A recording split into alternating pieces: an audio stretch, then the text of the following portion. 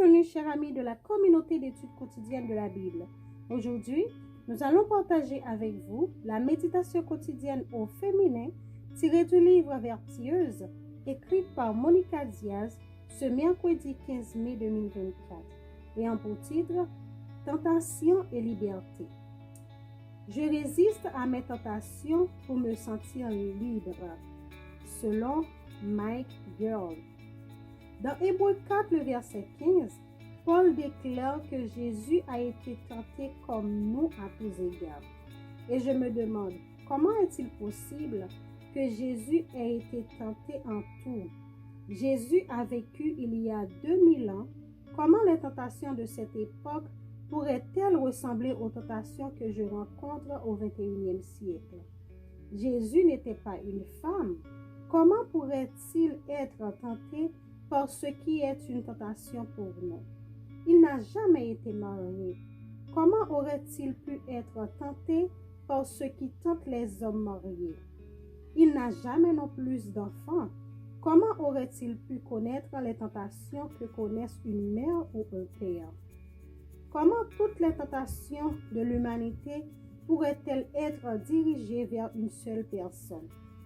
Je pense qu'il est clair que Paul ne fait pas référence au fait que Jésus a été tenté par chaque péché individuel qui peut être expérimenté dans l'éventail de ce qui signifie être humain, mais qu'il a été tenté dans ce qui est finalement la base de chaque tentation que nous expérimentons dans notre nature déchue, l'utilisation de notre liberté.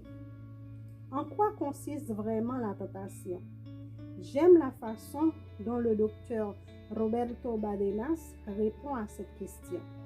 La tentation est la lutte avec un désir dangereux qui nous met au défi d'exercer notre liberté en dehors de la volonté de Dieu.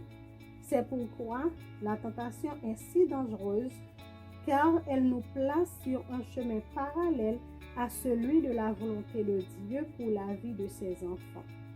Certaines tentations de Jésus, en particulier celles qu'il a subies avant sa crucifixion, étaient certes différentes de celles que nous vivons aujourd'hui, mais elles sont à la base de tout ce qui nous tente, car il s'agit au fond d'un désir de servir soi-même plutôt que de servir Dieu.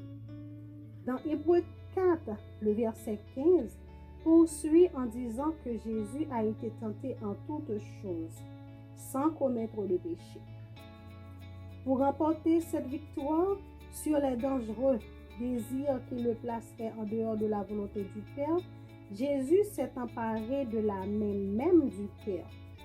Pour ne pas succomber aux tentations que nous rencontrons, nous pouvons et devons nous accrocher à Jésus, qui du fait qu'il a souffert lui-même quand il fut tenté, il peut secourir ceux qui sont tentés.